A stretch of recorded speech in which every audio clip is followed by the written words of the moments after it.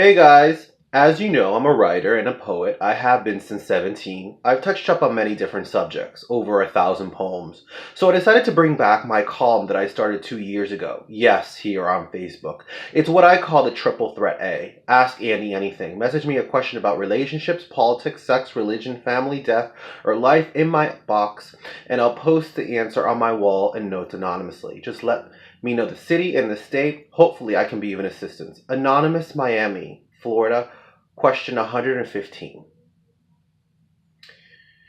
If you had the ability to revisit yourself from 10 to 15 years ago and offer advice, what would it be?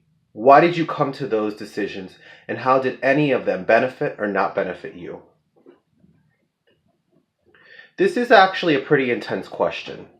It reminds me of one of my favorite music artists' song, Pink, and it was on her I'm Not Dead album. It was called Conversations with My 13-Year-Old Self. So if I somehow found a way to time travel 15 years back and revisit my 17-year-old self, I would probably be sitting right by him on a bench, him writing in a composition book, listening to Pink or Gwen Stefani on his iPod, probably feeling heartbroken, angry, or sad. I would look at him straight in the eye, grab his hand, and tell him to be happy. Don't let what they say affect you. Keep writing, but most importantly, don't wear your heart on your sleeve. Who knows, maybe that would have benefited me.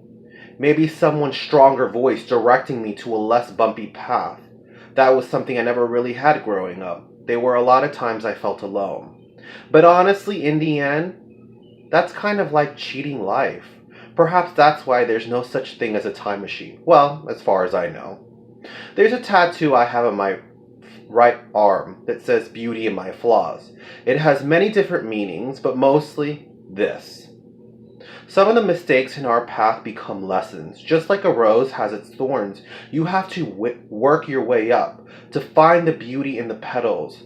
We learn from those times in our life, whether they are sad, dark, or complicated, and eventually they build us to a stronger person. And that's the whole point of living life, to look forward and not back.